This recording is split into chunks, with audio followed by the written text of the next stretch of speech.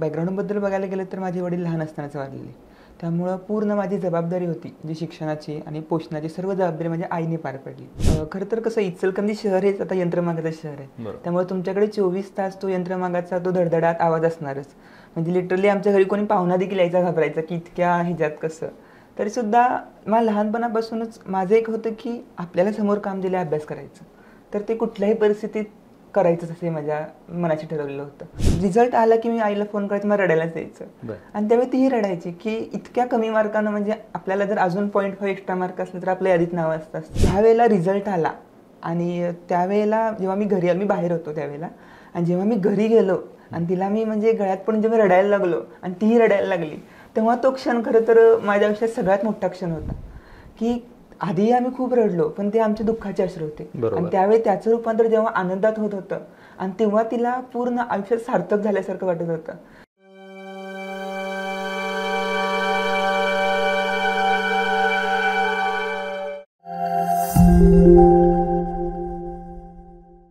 नमस्कार, मी किरण निंबोरे, वास्तव कट्टेवरती आपल्या सर्वांचं स्वागत. राज्यसेवा 2023ची निवड यादी घोषित झाली आणि त्या निवड यादीमध्ये 10व्या क्रमांकाने निवड झालेले तन्मय राधिका अनिल मांढरेकर सर आपल्यासोबत आहेत. सर, वास्तव कट्टेवरती आपलं स्वागत. धन्यवाद. सरांविषयी सांगायचं झालं तर वडिलांचं छत्र वयाच्या 4थ्या वर्षीच हरवलं. आईने शिकवलं, इंजिनियर बनवलं. एक बहीण पण आहे, बहिणीला पण शिकवलं, शिक्षिका बनवलं.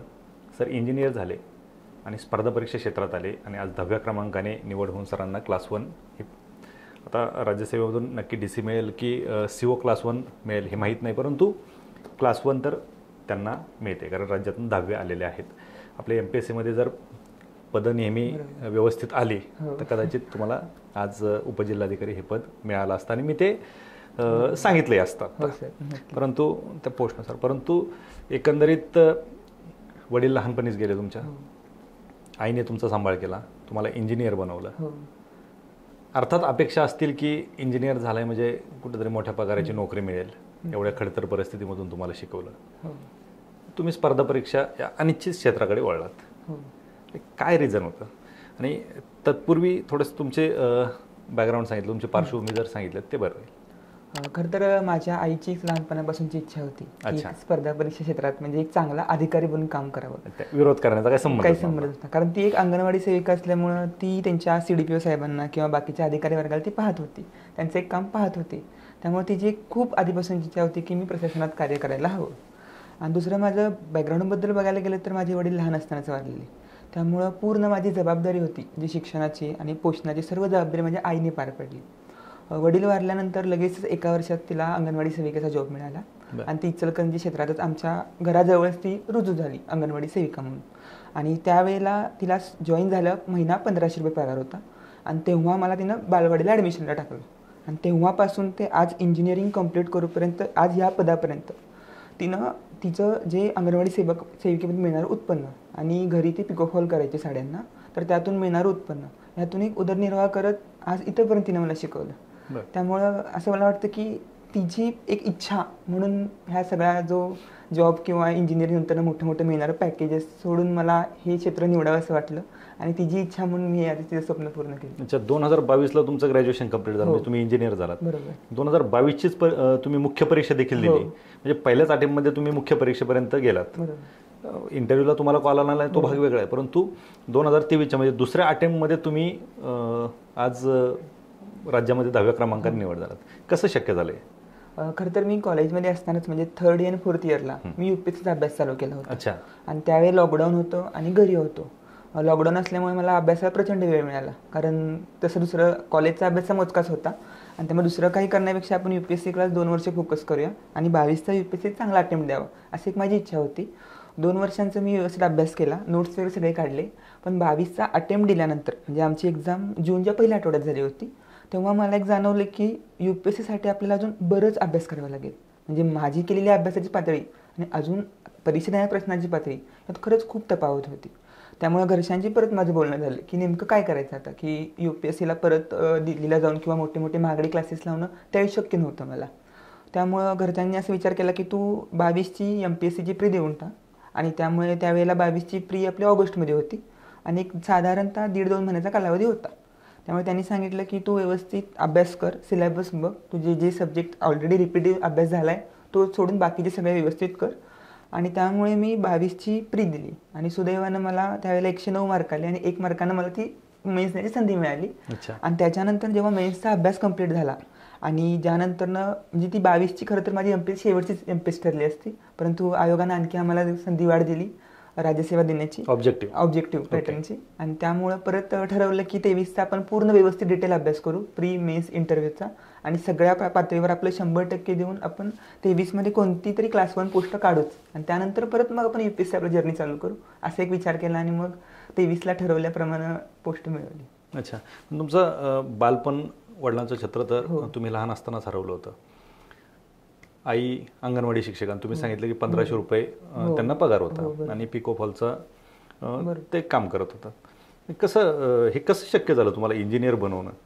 कारण तुमचं शिक्षण होतं, तुमच्या बहिणीचं शिक्षण होतं, घर चालवायचं होतं. खरं तर कसं झालं की जे शाळेचं शिक्षण होतं तर ते सुरुवातीला शक्य झालं तिला, पण 11वी-12वीला जेव्हा मला आमच्या इथं अकॅडमी नावाचं म्हणजे कल्चर आहे इचलकरंजी, म्हणजे 11वी-12वीमध्ये IIT JEE वगैरे प्रिपरेशन करण्यासाठी वेगवेगळ्या अकॅडमी आहेत आणि त्यावेळी माझी इच्छा होती की मलाही त्या अकॅडमीत जाऊन शिक्षण घ्यायचं आणि मलाही चांगल्या IITमध्ये किंवा एक पुण्यातल्या नामवंत कॉलेजेसमध्ये गव्हर्नमेंट कॉलेजमध्ये ॲडमिशन घ्यायचं आहे. आता त्यांचीही फी जवळजवळ 50,000 ते 1,00,000च्या आसपास फी होती, परंतु तेव्हाही त्यावेळेला त्या अकॅडमीची श्रद्धा अकॅडमी म्हणून आमच्या इचलकरंजीतली फेमस अकॅडमी, तिथले तांबे सरांनी मला मदत केली आणि त्यांनी माझी पूर्ण परिस्थिती जाणून आणि इयत्ता 10वीला मला 97% मार्क पडलेले आणि त्याची एक व्यवस्थित शैक्षणिक पार्श्वभूमी पाहता त्यांनी एका होतकरू विद्यार्थ्याला आपण शिकण्याची संधी देऊया या अनुषंगाने त्यांनी मदत केली. आणि त्यावेळी इचलकरंजीतील आर्य चाणक्य प्रतिष्ठान असेल किंवा मनोरंजन मंडळ यासारख्या सेवाभावी संस्थांनीही स्वतःची पावले उचलली आणि माझं 11वी-12वीचं ते शिक्षण त्यांनी पूर्ण केलं. मग त्यांची अपेक्षा पूर्ण म्हणजे कसं, एखाद्या व्यक्तीने आपल्याला मदत केल्या तर आपल्याला त्यांच्या ज्या पात्रतेला आपल्याला उतरावं लागतं. त्यामुळे मी 2 वर्ष जिद्दीनं अभ्यास करून पुन्हा एकदा पुण्याच्या गव्हर्नमेंट कॉलेजमध्ये ॲडमिशन मिळवलं आणि 12वीला मला 95.54% होते आणि मी शहरात पहिला आलो होतो. तर त्यामुळे त्या जे देणारे होते त्यांना खूप आनंद झाला की आपण एका चांगल्या विद्यार्थ्याला आपण घडवतोय, अशी एक त्यांच्याकडे एक भावना निर्माण झाली आणि त्यांच्याकडे पाहून वेगवेगळ्या परत संस्था मला मदतीला आल्या. आणि परत कसं होतं की माझी बहीण पण जेव्हा तिचं 12वी झालं तिला इंजिनिअरिंगला ॲडमिशन घ्यायचं होतं, परंतु त्यावेळेला तिच्या पैशाच्या अभावाने ती घेऊ शकली नाही आणि त्यामुळे मम्मीला खूप खंत होती त्याची की मी मुलीला इंजिनिअरिंग करू शकली नाही. पुढे ती BScला ॲडमिशन घेतली, MSc केली आणि आज ती आता कोल्हापूर जिल्हा परिषदेला शिक्षिका म्हणून नुकतीच रुजू झाली आहे. पण त्यावेळेला तिचं ते स्वप्न राहिलेलं, त्यामुळे ते इंजिनियर होण्याचं स्वप्न ती माझ्यात बघत होती आणि त्यावेळेला सेम परिस्थिती झाली होती की परत पैशाचा प्रश्न, कारण एवढ्या अंगणवाडीच्या सेविकेच्या पगारावर पुढं शिकवणं किंवा इतक्या लक्षावधी फी भरणं तिला शक्य नव्हतं.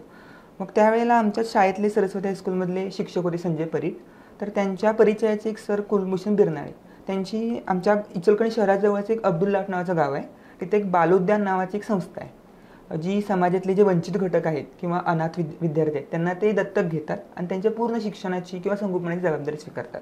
तर त्या संस्थेतून माझा परिचय झाला आणि त्या संस्थेनं माझी पूर्ण 4 वर्षाची शिक्षणाची जी काही रक्कम आहे ती त्यांनी उचलली आणि मग मी पुन्हा COEPला मला ॲडमिशन घ्यायची संधी मिळाली आणि माझा शैक्षणिक प्रवास चालू झाला. COEPत पण मी प्रत्येक एक्झाममध्ये मी टॉप करत गेलो आणि शेवटच्या वर्षालाही माझा 9.36 पॉइंटर होता आणि मी वर्गातल्या टॉप 5 विद्यार्थ्यांमध्ये होतो. म्हणजे माझी अशी इच्छा होती की जे आपल्याला मदत करतात ते कुठं सार्थ कडून दाखवायचं. आणि जेव्हा हा इंजिनिअरिंगचा पाथ सोडून इकडे यायचं होतं तेव्हाही मनात हेच ठरवलं होतं की 2 वर्षात काही केलं आपल्याला कुठली तरी चांगली गोष्ट काढायची आहे, जेणेकरून त्या लोकांना खूप आदर्श वाटला पाहिजे की आपण एका चांगल्या व्यक्तीला देतोय आणि त्यांच्याकडे बघून हजारो आज दातृत्व असणारी लोक आपल्या समाजात आहेत आणि त्यामुळे एक त्यांच्यासमोर उत्तम उदाहरण निर्माण होऊ शकतं. त्यामुळं मला हे खरंच निश्चित एक चांगलं उदाहरण तुमच्या रूपाने तयार झालंय. कारण इच्छा असेल तर मार्ग निघतो हे जे म्हणतात ते 100% खरं आहे. तुम्ही हुशार होतातच, परंतु त्या हुशारीचं रूपांतर यशामध्ये तुम्हाला करायचं होतं आणि ज्यांनी तुम्हाला साथ दिली, ज्या ज्या व्यक्तींनी तुम्हाला साथ दिली त्यांना तुम्ही खरे उतरलात. निश्चितच तुम्ही सुरुवातीला आपण ज्यावेळेस गप्पा मारत होतो त्यावेळेस सांगितलं होतं की तुमचं एकच रूम होती ज्यामध्ये पार्टिशन करून तुम्ही राहत होते, शेजारी शेड भाड्याने घेतलं होतं. कसं अभ्यासाला व्यत्यय येत नव्हता या सगळ्या गोष्टी? खरं तर कसं, इचलकरंजी शहर हेच आता यंत्रमागाचं शहर आहे, त्यामुळे तुमच्याकडे 24 तास तो यंत्रमागाचा तो धडधडाट आवाज असणारच. म्हणजे लिटरली आमच्या घरी कोणी पाहुणा देखील यायचा घाबरायचा की इतक्या ह्याच्यात कसं. तरी सुद्धा मला लहानपणापासूनच माझं एक होतं की आपल्याला समोर काम दिलं अभ्यास करायचं. तर ते कुठल्याही परिस्थितीत करायचंच असे माझ्या मनाशी ठरवलेलं होतं. आणि दुसरं म्हणजे मी जास्त सोशली नव्हतो, म्हणजे जास्त मित्रांमध्ये जात नव्हतो. माझ्या घराच्या शेजारी एक लायब्ररी होती, महात्मा फुले ग्रंथालय. तिथं मी कायम जायचो, तिथल्या ग्रंथपालाची चांगली ओळख केली होती. त्यांनी देखील तिथं अभ्यास करायला जागा दिली होती मला. तुम्ही ते 5वी पासून जायचे काहीतरी किस्सा सांगितलं. कसं झालं होतं की मला खेळामध्ये इंटरेस्ट नव्हता लहानपणापासूनच, कारण माझं पूर्ण बालपण मी घरीच गेलं होतं आणि मी जास्त सोशल नव्हतोच.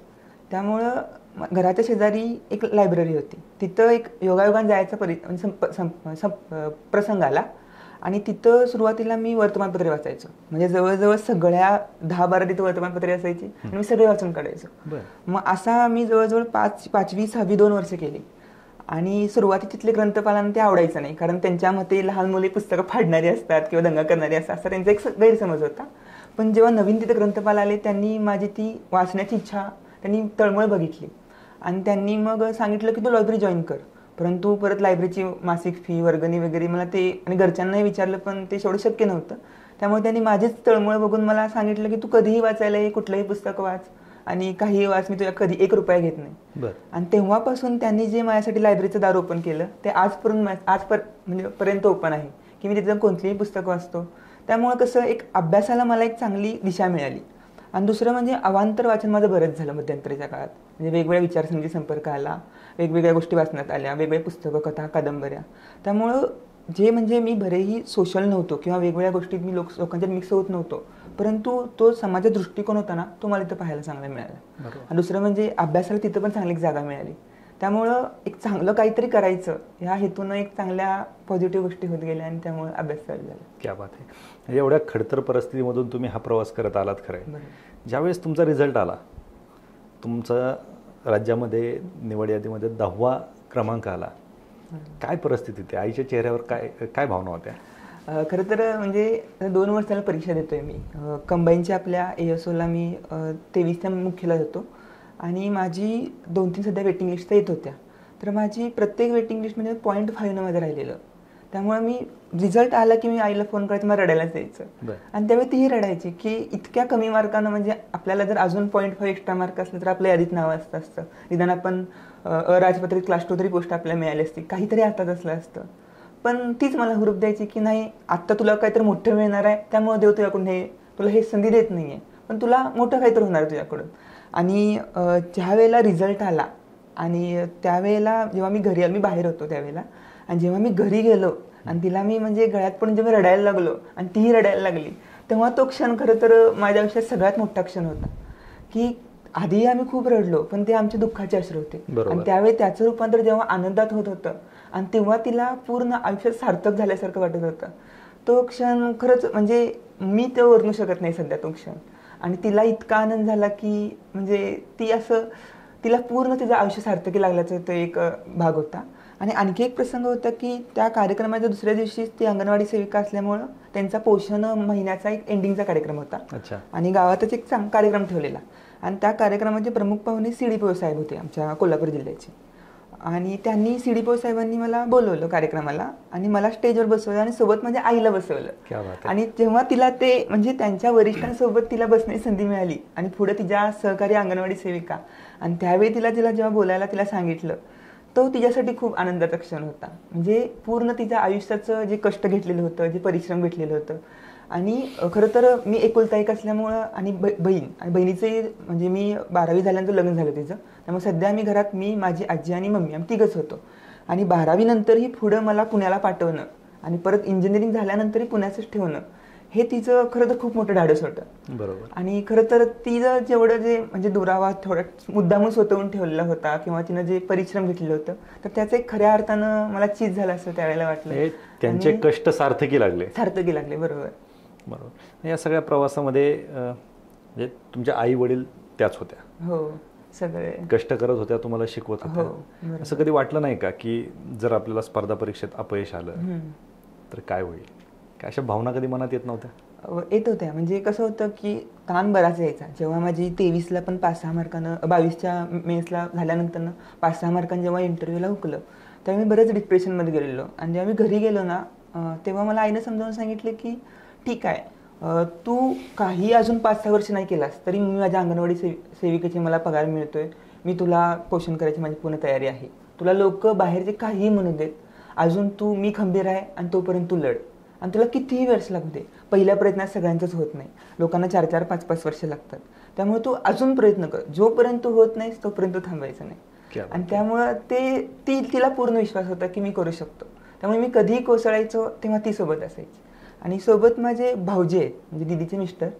तर दीदी आणि भाऊजी, म्हणजे दीदी रेवती मांढरेकर आणि भाऊजी व्यंकटेश माने, ते प्रत्येक वेळी माझ्यासोबत राहिले. की भाऊजी कामाच्या निमित्तानं पुण्यात यायचे, तेही मला भेटून जायचे, की काहीही कमी असू दे ते प्रत्येक वेळी सोबत राहिले. आणि इव्हन भाऊजी माझे इंटरव्ह्यूपर्यंत मला सोबत साथ द्यायला आले. घरी माझा मामा आहे अभिजित साळुंके, तो पण लहानपणापासून कुठेही एक्झाम असू दे कुठे असू दे प्रत्येक वेळेला ती मंडळी माझ्यासोबत राहिली.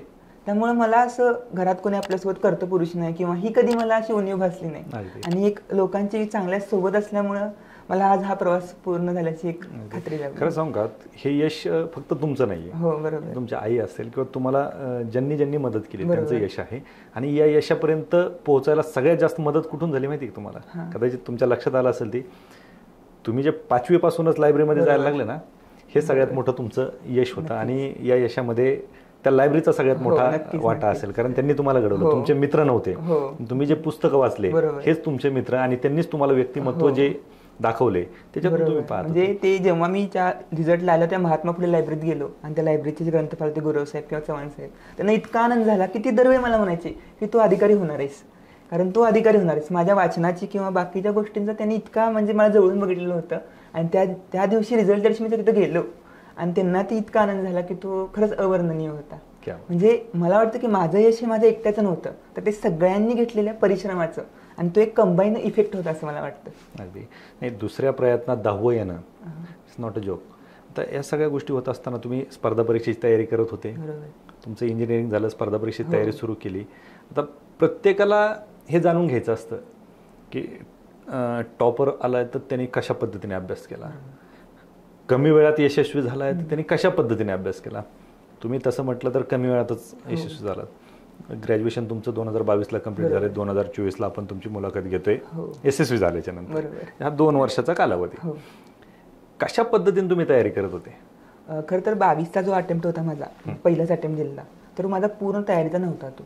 म्हणजे नुकतंच UPSCची प्री झालेली आणि त्यानंतर 2 महिन्यातच मी म्हणजे MPSCची प्री, ते माझं त्यावेळेस सुदैव चांगलं होतं म्हणून एका मार्कानं कोणा पण मी पुढे होतो आणि माझी प्री निघाली.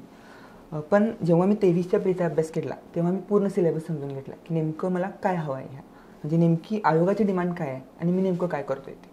कसं होतं की आपल्या मार्केटमध्ये बरेच रँडम पुस्तकं अवेलेबल आहेत, बरेच पुस्तकं अवेलेबल आहेत आणि विद्यार्थी काय करतात, पुस्तकं उचलताना सरळ वाचायला चालू करतात. जेव्हा आपण आयोगाचा सिलेबस बघतो आणि आयोगाची क्वेश्चनची डिमांड बघतो आणि त्याच्यानंतर जेव्हा आपल्याला आकलन होतं त्या गोष्टीचं, तेव्हा एक अर्थ येतो त्या पूर्ण अभ्यासाला. दुसरा पॉईंट असा की मी गेल्या वर्षी 23च्या UPSC प्रिलिमसाठी पण मी मुंबईला CIAT मुंबईला जॉईन केलेलं आणि तिथे एक मला चांगला ग्रुप मिळाला. त्या मुलांनी मला समजावून सांगितलं, ते काही कोर MPSC विद्यार्थी होते, त्यांनी मला समजावून सांगितलं की कशा पद्धतीने PYQ ॲनालिसिस केलं पाहिजे. त्यामुळं 23ला मी पहिल्यांदा प्रिलिमसाठी जेव्हा अभ्यास केला तेव्हा मी पूर्ण PYQ ॲनालिसिस केलं. म्हणजे आपल्याकडे मार्केटमध्ये जे 21,000चं पुस्तक असेल PYQ ॲनालिसिसचं, तर त्यात PYQचं, तर त्याचे सगळे प्रश्न व्यवस्थित डिटेलमध्ये बघितले. आणि दुसरं म्हणजे PYQचे आपले जे पेपर आहेत, क्वेश्चन पेपर, ते ओरिजिनल प्रिंट काढून त्याचे पूर्ण ते अक्षरशः भरवून टाकणं पेपर, हे माझं काम होतं त्यावेळेला. त्यामुळे मी प्रिलिममध्ये गेल्या 126 मार्क प्राप्त करू शकलो. आणि जेव्हा प्रिलिम झाली त्यानंतर मला मेन्सची पूर्ण तयारी चालू करायची होती. आता 22च्या मेन्सला पण कसं होतं की रिझल्ट लागल्यानंतर मी मेन्सचा अभ्यास चालू केला होता, त्यामुळे माझे काही नोट्स नव्हते ना, प्रॉपर माझं रिडिंग नव्हतं. त्यामुळे 23ला मी डे 1 पासून म्हणजे प्रिलिम झाल्यानंतर दुसऱ्या दिवशीपासून परत मी मेन्सचा अभ्यासाला लागलो. पहिलं काम केलं की सगळे व्यवस्थित रिडिंग केलं सगळ्या स्टँडर्ड बुक्सचे आणि नोट्स काढले प्रॉपर. म्हणजे मला असं वाटतं की नोट्स होत्या म्हणून मी आज पोस्टवर आहे, म्हणजे मला पोस्ट मिळाली, हे माझं मला यशाचं गमक वाटतं. त्यामुळे पहिल्यांदा सगळे प्रॉपर नोट्स काढले सगळ्या GS 1, 2, 3, 4चे आणि PYQ ॲनालिसिस खूप डिटेलमध्ये केलं. म्हणजे नोट्स, PYQ आणि रिव्हिजन हे मी मेन्ससाठी कंटिन्युटी ठेवली आणि त्यामुळं मला तो एकदम जो मार्कमध्ये मला जो ग्रोथ बघायला मिळाली ती मला 23ला पाहायला मिळाली. दुसरा महत्त्वाचा पॉईंट होता की अंडरस्टँडिंग, की आपण जेव्हा म्हणजे अभ्यास करतो कुठल्या पण सब्जेक्टचा, विद्यार्थ्यांचं कसं असतं की एखादी गोष्ट वरवर जाणून घ्यायची आणि झालं म्हणून गप्प बसायचं. तर हा मला दृष्टिकोन थोडासा म्हणजे चुकीचा वाटतो की एखाद्या गोष्टीचं आपल्याला थरो अंडरस्टँडिंग पाहिजे की नेमकी कन्सेप्ट काय आहे, की वरवरचा अभ्यास न करता की डिटेलमध्ये जावा त्याच्या की नेमकं ते कसं घडतंय, पण ते पण सिलेबसला धरून की कसं होतं. मग डिटेलमध्ये जायचं म्हणजे मला PhD करेपर्यंत जातात. सिलेबसचा पॉईंट काय आहे, सिलेबस आपलं पूर्ण डिटेलमध्ये दिला आहे त्यांनी. त्यामुळे सिलेबसचे मुद्दे काय आहेत आणि त्याची कन्सेप्च्युअल अंडरस्टँडिंग ही गोष्ट असेल ना तर तुम्हाला त्याचं पूर्ण थरो अंडरस्टँडिंग होतं विषयाचं. त्यामुळे मला ते खरं तर शक्य झालं. दुसरं म्हणजे रिव्हिजन हा महत्त्वाचा पॉईंट आहे. तुमची नोट्स रेडी असेल ना तर तुम्हाला रिव्हिजन करायला खूप भारी म्हणजे मदत होते. कमी वेळामध्ये होते. इवन आता जेव्हा आमचं 23ची मेन्स होती तर 23च्या मेन्समध्ये आम्ही बाकीच्या विद्यार्थ्यांना बघायचो की लिटरली ते पेपर त्या दिवशी अख्खं पुस्तकं काढून वाचायचे. आणि आपल्याला माहिती आहे की एका दिवशी 2 पेपर असतात आणि अख्खं पुस्तक रिवाईज करणं त्यावेळेला खूप हजार्ड होतं. पण आम्ही आमचे 40-50 पानाचे नोट्स आम्ही आदल्या रात्री सहज वाचून काढायचो. 2 पेपरच्या मध्ये पुढच्या पेपरचा आम्ही एका तासात आम्ही अख्खी नोट्स पूर्ण वाचून काढायचो आणि पेपरला बरोबर आम्हाला ते आठवायचं. त्यामुळं ते कंटिन्युटी होती ना ते मला खूप म्हणजे हे महत्त्वाचे वाटते. दुसरं म्हणजे अभ्यासातलं सातत्य. मी RS राष्ट्रसेवा दलाची आपली जी डॉक्टर बाबासाहेब आंबेडकर अभ्यासिका आहे तिथं अभ्यास करत होतो. तर माझं रुटीन असायचं की सकाळी 6:30च्या आत लायब्ररीत यायचं. क्या बात आहे. आणि रात्री 11:30ला लायब्ररी सोडायची. दिवसभर काही असू दे रूमवर जायचं नाही. दिवसभर ठीक आहे बोर झालं तिथंच बसायचं, तिथंच बाहेर वातावरणात राहायचं आणि सकाळपासून चालू केलेला अभ्यास संध्याकाळपर्यंत तिथं करायचं. त्यामुळे तिथून बाहेर पडायचं नाही. कारण तिथून परत रूमवर आलं, दुपारी झोपायला आलो तर मग परत 4-5 तास त्यात जातात. ते विद्यार्थ्यांचं होतंच. त्यामुळे झोप आली तिथंच लायब्ररीत अर्धा पाऊण तासाची झोप घ्यायची दुपारची, परत काम चालू करायचं. त्यामुळे ती कंटिन्युटी ती राहिली ना तर मला ते खरंच ते सक्सेसचं मेन कारण आहे. बरोबर. म्हणजे तुमच्या एकंदरीत बोलण्यातून हे जाणवलं की प्रत्येक अधिकारी हेच सांगतात हो बरोबर की क्वेश्चन पेपर अनालिसिस आणि सिलेबस म्हणजे या जर 2 गोष्टी करत नसेल तर तुम्ही यशाच्या जवळ जाणार नाहीत. हे तरी मला जाणवलं एवढ्या मुलाखतींच्या अनुभवावरून. या सगळ्या गोष्टी करत असताना आता प्रत्येक जणाला हे जाणून घ्यायचं असतं की टॉपरची स्ट्रॅटेजी काय ते तुम्ही सांगितली, तुम्ही अभ्यास कसे करत होते ते सांगितलं, तुमचं शेड्यूल सांगितलं. तर हेही जाणून घ्यायचं असतं. कमेंटमध्ये येतं की बुक लिस्ट सांगा. प्रत्येक टॉपर सांगतात ते सगळ्यांचे कॉमन बुक्स असतात. पण तुमच्या यशाला कारणीभूत ठरणारी अशी कुठली पुस्तकं होती किंवा विद्यार्थ्यांनी कुठल्या पुस्तकांना प्रेफरन्स दिलाच पाहिजेत किंवा ही पुस्तकं वाचलीच पाहिजे असं काय आहे का? तर खरं तर आपण म्हणजे ओव्हरऑल बघायला गेलं म्हणजे पूर्ण MPSC असू दे किंवा कंबाईन असू दे जे कॉमन विषय आहेत त्यामध्ये म्हणायला गेलं तर आपला राज्यशास्त्र विषय आहे. तर राज्यशास्त्र लक्ष्मीकांत सरांचं पुस्तक आहे जे आपलं लक्ष्मीकांतचं पॉलिटी. तर ते मस्ट आहे. म्हणजे इतरही बाजारात पॉलिटीची खूप चांगली पुस्तकं आहेत. पण आयोगाचा सोर्स तुम्ही बघितला तर पूर्ण लक्ष्मीकांत आहे. लक्ष्मीकांतच्या बाहेर आयोगाचा प्रश्न दिसत नाही. इवन त्यांच्या जो लास्टला ग्लोसरीचा पार्ट वगैरे असेल तिथंपर्यंत आयोग जाते. त्यामुळे तुमचं ते लक्ष्मीकांतचं पुस्तक व्यवस्थित असलंच पाहिजे. दुसरं इतिहासाला म्हणाल तर समाधान महाजन सरांचं जे राज्यसेवा मेन्सच्या दृष्टिकोनातून खूप चांगलं त्यांनी डिझाईन केलेलं पुस्तक आहे. समाजसुधारकांच्या बाबतीत पण बरीच पुस्तकं मार्केटमध्ये अवेलेबल आहेत, ती पण चांगली आहेत. नंतर अर्थशास्त्राच्या बाबतीत बघायला गेलं तर कोळंबे सरांचं पुस्तकही चांगलं आहे आणि देसले सरांचं पुस्तक चांगलं आहे. पुस्तकाचं कसं आहे माझी स्ट्रॅटेजी कशी होती की तुम्हाला त्या पुस्तकाची भाषा समजली पाहिजे. म्हणजे पुस्तक भलेही किती चांगलं असू दे किंवा कितीही असू दे तुम्हाला ते अंडरस्टँडिंग झालं पाहिजे पुस्तकाचं आणि तुम्हाला ती नोट्स तयार झाली पाहिजे. म्हणजे माझं असंच की लक्ष्मीकांत ठीक आहे मी वाचलं पण माझी नोट्स रेडी आहे त्याची, त्यामुळे परत मी लक्ष्मीकांतला हात लावणार नाही. त्याच्यानंतरनं बाकी HRHRDला पण खाटेकर सरांचं मी GS3 बॅच केलेली खाटेकर सरांची HRHRDला. तर ते पुस्तक सरांचं आहे ना ते खूप मला भारी वाटलं. म्हणजे चांगलं त्यांनी थोरोली पूर्ण सिलेबसचा जो पॉईंट दिला आहे ना प्रत्येक पॉईंट चांगलं ॲनालिसिस केलं आहे. दुसरं PYQ ॲनालिसिस पण चांगले दिले आहेत त्यामुळे ते मला HRHRDला चांगले वाटले. त्यानंतर GS2 पॉलिटी पार्ट 2चा जो भाग येतो तर त्याच्यासाठी पण HRHRD आपलं खाटेकर सरांचं पुस्तक आहे पॉलिटी पार्ट 2चं तर ते पण त्यांनी चांगलं दिलेलं आहे. त्यानंतर पंचायती राजसाठी सध्या लवटे सरांचं पंचायत राजचं पुस्तक आहे ते पण चांगलं आहे किंवा मग महेश घारगे सरांचं पंचायत राजचं पुस्तक आहे. त्यामध्ये पण त्यांनी तक्ते वगैरेच्या स्वरूपात चांगल्या पद्धतीनं ॲनालिसिस केलेलं आहे. भूगोलासाठी म्हणायला गेलं तर आता भूगोलाच्या प्रश्नांचं कसं आहे सध्या ट्रेंड बदलतोय. त्यामुळे विद्यार्थ्यांनी लक्षात घेतलं पाहिजे की आपण पूर्वी काय करत होतो भूगोलासाठी आणि आत्ता काय करत होतो. आता आयोग पूर्वीसारखी भूगोलात सोपी प्रश्न टाकत नाही. त्यामुळं ठीक आहे सवदी आहे मार्केटमध्ये, दीपस्तंभ आहे, पण या सगळ्यांचा बेस आहे NCERT 11वीची. तर ती तुम्ही व्यवस्थित केली पाहिजे असं मला वाटतं. आणि त्यानंतर जे आपल्या 11वीचे पण स्टेट बोर्डाची पुस्तकं आहेत भूगोलाची विशेषतः ती तुमची व्यवस्थित झाली पाहिजे. आणि ह्या सगळ्यांच्या पण बेसला भूगोलाला तुमचं कन्सेप्ट खूप स्ट्रॉंग लागतं. आणि त्यामुळं आणि कसं आहे की आयोगांच्या प्रश्नांचा ट्रेंड बदलत चालला आहे आता. कारण परीक्षा पद्धती टप्प्याटप्प्यानं अवघड होत चाललं आहे. म्हणजे मी 18चा पेपर काढून बघितला प्रीचा मेन्सचा आणि आता 23चा पेपर काढून बघितला तर त्यात इव्हॉल्युशन बरंच दिसतंय. त्यामुळे तुम्हाला पण त्या पद्धतीने इव्हॉल्व झालं पाहिजे. म्हणजे तुम्ही अभ्यास कितीही वर्ष करत असाल पण प्रत्येक वेळी तुमची अभ्यासाची पद्धत किंवा तुम्ही जे मटेरियल वापरताय तर त्याचे बघितलं पाहिजे की बाबा त्यातून प्रश्न आयोग ते विचारतंय का? बरोबर. त्यामुळे ती सारखी तुम्ही चाचपणी केली अगदी पाहिजे. बरोबर. आणि तुम्ही याच्या आधी सांगितलं की क्वेश्चन पेपर ॲनालिसिस खूप महत्त्वाचं. महत्त्वाचं. हो. मग ते कशा पद्धतीने करायचं? क्वेश्चन पेपरच्या बाबतीत म्हणायला गेलं तर तुम्ही सगळ्यात पहिल्यांदा तुमचं जे मार्केटला जे काही प्रश्नसंच असेल तर तो आधी पूर्व तुम्ही पाहून घ्या. नंतर तुम्ही जी एक्झाम टार्गेट करत असाल, समजा तुम्ही राज्यसेवा प्री टार्गेट करत असाल किंवा राज्यसेवा मेन्स टार्गेट करत असाल तर राज्यसेवाच्या प्रीच्या म्हणण्यानुसार तर सध्या आता स्टेप अप अकॅडमीचं लॉजिक बुस्टरचं पुस्तक चांगलं आहे, म्हणजे व्यवस्थित डिटेल ॲनालिसिस केलं आहे. मेन्सच्या दृष्टीने पण बरेच मार्केटमध्ये पुस्तकं हवीत. पण ह्या व्यतिरिक्त ठीक आहे तुम्ही पुस्तकातून वाचू शकता, पण ह्या व्यतिरिक्त तुम्ही ओरिजिनल पेपर हातात घ्यायचा आणि प्रत्येक प्रश्नाचं डिटेल ॲनालिसिस करायचं. तर ॲनालिसिस म्हणजे काय? आता उद्या विचारलं पेपरला प्रश्न असेल सत्यशोधक समाजाचे कार्यवाहक कोण? 4 ऑप्शन असतील. एक ज्ञानोबा ससाणे, दुसरं विश्रामराम घोले, तिसरं नारायण कडलक आणि चौथं महात्मा फुले. तर ठीक आहे तुम्हाला उत्तर माहिती आहे नारायण कडलक, पण बाकीचे 4 पण आहेत हे पण तुम्ही बघितले पाहिजे. ओके. आणि त्याच प्रश्नात तिथंच तुम्ही 4 बद्दल एक शॉर्टमध्ये लिहिलं पाहिजे. आणि नंतर वरती सत्यशोधक समाज, मग वरती तारीख लिहायची लगेच, तिथं जी काही स्थापनेची तारीख असेल ते, परत ते महत्त्वाचे काही की पॉईंट असतील ते. त्यामुळे तुम्ही अख्खा जो पेपर असेल तो पूर्ण भरवून टाकला पाहिजे. कारण आपल्याला आयोग पेपरच्या वरती जागा देतं, खाली जागा देतं, कडेला खूप जागा असते.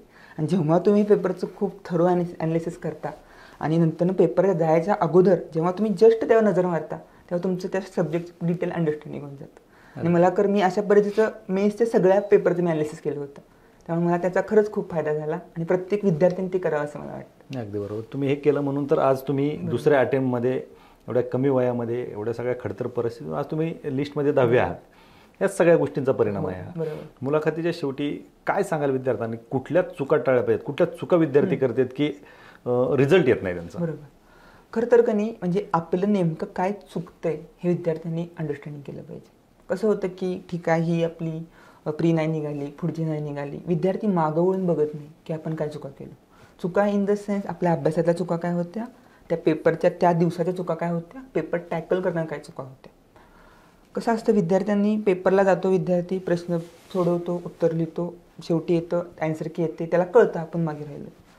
त्याचं मला सगळ्यात पहिल्यांदा पॉईंट वाटतो की म्हणजे अपयश येण्याचं किंवा न होण्याचं तर त्याची रिव्हिजन नसते आणि प्रॉपर ती टेस्ट सिरीज ही करत नाही, फॉलो करत नाही. आता मला 23चा जो मी काय मेन्सचं हे केलं तर मेन्सची प्रॉपर मी टेस्ट सिरीज लावलेली त्याला. त्यामुळं मला त्या 3 दिवसाचं पूर्ण शेड्यूल बसलेलं की दिलीप खाटेकर सरांनी त्यांची पूर्ण म्हणजे टेस्ट सिरीज शेड्यूल केलेली. आम्हाला तशी रंगीत तालीम मिळालेली की 3 दिवसांना आम्हाला कसं हे टॅकल करायचं आहे. म्हणजे आम्ही पेपरला संध्याकाळी कसं बघणार आहोत, काय बघणार आहोत, पेपरच्या मधल्या काळात काय बघणार आहोत, हे आम्ही ऑलरेडी केलेलं त्या टेस्ट सिरीजच्या वेळेला. त्यामुळे आम्हाला तिथं नव्यानं त्या विचार करत नव्हतो. टेस्ट सिरीजला जे आम्ही केलं तेच तिथं आम्ही ते फॉलो करणार. त्यामुळे पहिला पॉईंट म्हणजे तुमची प्रॅक्टिस असली पाहिजे प्रश्नांची. दुसरा पॉईंट म्हणजे तुमचं काय चुकतंय, किती सिली मिस्टेक होत्या. मी तर अक्षरशः चार्ट करून ठेवलेला 22च्या मेन्सच्या पेपरचा की GS म्हणलं मी किती सिली मिस्टेक केल्यात, GS2ला किती केल्यात, GS3ला किती केल्यात, मराठी इंग्लिशला किती केल्यात. त्यामुळे तो पॉईंट आहे ना तो तुम्ही लिहून ठेवा, तुम्ही किती सिली मिस्टेक करता. इव्हन तुम्ही टेस्ट पेपर सोडत असाल तर प्रत्येक टेस्ट पेपरमध्ये तुम्ही ॲनालिसिस केलं पाहिजे की तुम्ही किती संख्या कमी करताय सिली मिस्टेकची. आणि असं समजा तुम्ही 5 टेस्ट पेपर देत असाल तर पहिल्या वेळेला 5 सिली मिस्टेक, मग 4, 3, 2, 1, 0 हा तुमचा जो सिली मिस्टेकचा आर्ट असाल ना तर तुमचा यशाचा आलेख वाढत जाणार आहे. दुसरं विद्यार्थ्यांचं कसं होतं की विद्यार्थी इग्नोर करतो गोष्टींना. एखादा सिलेबसचा पॉईंट आहे ठीक आहे सोडून देतो, किंवा एखादं चॅप्टर आहे ठीक आहे ऑरला टाकतो. ही मानसिकता आहे ना ऑरला टाकायची किंवा इग्नोर करायची ती कुठेतरी विद्यार्थ्यांना मला वाटतं ते थोडंसं कारण होतं. कारण आयोग असं बघत नाही मी हे टाकतो, आयोगाला जे सिलेबसला पॉईंट दिले आहेत त्यावर आयोग प्रश्न विचारणार. त्यामुळे तुम्ही काही टाळत असाल ना, काही म्हणजे अभ्यासातला काही मुद्दा सोडत असाल ना तर तुम्हाला तो प्रश्न म्हणून तुमच्यासमोर उभा राहणार आहे. त्यामुळे तुमचं सिलेबस आहे PYQ आहे ह्याचं थरो प्रत्येक पॉईंटला धरायचंच तुम्ही, एकही पॉईंट सोडायचा नाही. त्यामुळे मला वाटतं की विद्यार्थ्यांनी हे केलं पाहिजे. आणि दुसरं तुमचं कंटिन्युटी राहिली पाहिजे. ठीक आहे हा सगळा कसा आहे, हा प्रवास रिपिटेटिव्ह खूप जास्त आहे. बरोबर. तुम्हाला रिपिटेशन खूप करायला लागणार आहे, तुम्हाला बोर होणार आहे या सगळ्यामध्ये, पण सातत्य राहिलं पाहिजे. आता माझं रिव्हिजन स्ट्रॅटेजी कशी असायची की मी एखादा सब्जेक्ट आता घेतला, इतिहास समजा घेतला, इतिहासातली मी धार्मिक सामाजिक सुधारणा करत आहोत, तर मी एक ब्लँक पेजेस घ्यायचो, कोपऱ्यात लिहायचो प्रार्थना समाज. तर मला जेवढं प्रार्थना समाजाचं आठवतं मी सगळं लिहून काढायचो पेन्सिलनं आणि मी नंतर माझ्या नोट्समध्ये चेकआउट करायचो की सगळं बरोबर आहे. कारण मला परत पुस्तक काढून वाचायला मला बोर व्हायचं ते. मग त्या पद्धतीनं सगळं जवळजवळ माझ्या डेस्कवर ते सगळं असे शीट भरलेले असायचे त्यामुळं आपण काय अभ्यासामध्ये इनोव्हेशन आणलं तुम्ही असं मला वाटतं. कारण हे कसं आहे, रिपिटेटिव्ह आहे, बोर होणार आहे, पण तुम्हाला करायचं आहे. करा तर मग इनोव्हेटिव्ह पद्धतीनं करा. मग ॲनालिसिस करा, नोट्स चांगले काढा. नोट्सला तुम्ही मग व्यवस्थित कशा पद्धतीने लिहिताय, कारण तो पण पॉईंट आहे की नोट्स कसे काढताय तुम्ही. कारण तुमची ती पिक्चर मेमरी असते नाही, तुम्ही घाणेरड्या अक्षरात कसं तरी नोट्स काढले आणि परत तुम्हाला ते नाही रिझल्ट. बरोबर. तुम्ही चांगले सुटसुटीत नोट्स काढत असाल व्यवस्थित तर परत रिझल्ट होणार आहे. त्यामुळे दुसरा पॉईंट म्हणजे तुम्ही जे कराल ना ते 100% द्या. साईड बाय साईड करू नका, मी हे पण करतोय ते पण करतोय. आणि तिसरा पॉईंट म्हणजे की तुम्ही टार्गेट ठेवा की मला इतकं मार्क पाडायचे. मी गेल्या वर्षी प्रीला ठरवलेलं की मला 130 मार्क पाडायचे. मी लिहून ठेवलेलं माझ्या डायरीच्या पहिल्या पानावर, राज्यसेवा प्री 2023 130 मार्क, मला 126 मार्क पडले. काही नाही, जवळ तरी गेलो. बरं. ह्या वेळेला मी मेन्सला लिहून ठेवलेलं की 470 मार्क पाडायचे ऑब्जेक्टिव्हला, मला 453 ऑब्जेक्टिव्हला मार्क आले. आणि इव्हन आता इंटरव्ह्यू झाल्यानंतर रिझल्टच्या 2 दिवस आधी मी माझं आपल्या law of attraction letter to universe नावाचे कन्सेप्ट आहे, त्यात मी लिहून ठेवलेलं की मला 573 स्कोअर हवा आहे. त्यात मला ऑब्जेक्टला 453 होते, इंटरव्ह्यूला मला 65 आणि रिटर्नला 60 असं मी ॲनालिसिस करून ठेवलं. आणि टोटल मला 573 आणि मला रँक 7 हवी असं मी लिहून ठेवलेलं. बरं. आणि लिटरली मला तेवढा 573 मला 578 मला स्कोअर आला, लिटरली त्यावेळेस जास्त आला. आणि रँक म्हणजे 10वी आली.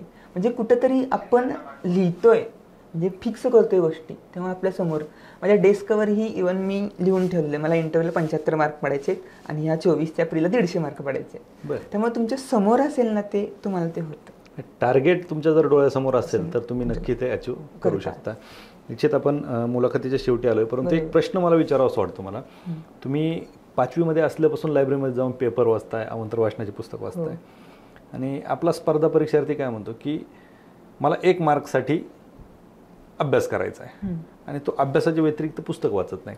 खरंच तुम्ही प्रामाणिकपणे सांगा, तुम्ही जे अवंतर वाचन केलं याचा स्पर्धा परीक्षेसाठी तुम्हाला काय फायदा झाला का? नक्कीच. म्हणजे कसं आहे, आपलं सिलेबस ठीक आहे दिलाय त्यांनी, पण प्रश्न खूप वास्ट विचारतायत ना. ठीक आहे, अवंतर वाचन हे महत्त्वाचं आहे. तर एक उदाहरण सांगतो, गेल्या वर्षी राज्यसेवा मुख्यला GS1ला प्रश्न आला की जगातील सगळ्यात मोठं फूल कोणतं. आता जगातील सगळ्यात मोठं काय काय फुलं असलं काय आपल्या ह्याच्यात नाही, पण मला क्लिक झालं की मी कुठंतरी पेपरमध्ये मला ते चित्र आठवलं, एवढं मोठं ती मुलगी फुल घेऊन बसलेली, रॅफ्लोशी आर्नॉल्डी नावाचं फुल होतं ते मला. किंवा एखाद्या GS3ची HRDची योजना आलेली आणि ती मी लिटरली STवर बघितलेली त्याची माहिती. बरं. त्याच असाच एक GS3चा प्रश्न होता की आदिवासींचा वित्तीय महामंडळाचा प्रश्न होता आणि त्याची खाली कोणतं नाव आहे नाही, खाली आपले बिरसा मुंडांचं नाव होतं, त्यानंतर ठक्कर बापांचं नाव होतं आणि शबरींचं नाव होतं आणि यापैकी नाही, असे 4 ऑप्शन होते. मला पेपरला त्याच्या एक म्हणजे आमच्या मेन्सच्या आधीच्या एका महिन्यात ना पेपरला मोठी ॲड आलेली गव्हर्नमेंटची आणि त्यांनी मोठा ठळक असं दिलं, शबरी आदिवासी वित्तीय महामंडळ. मला डायरेक्ट ते क्लिक झालं तिथं.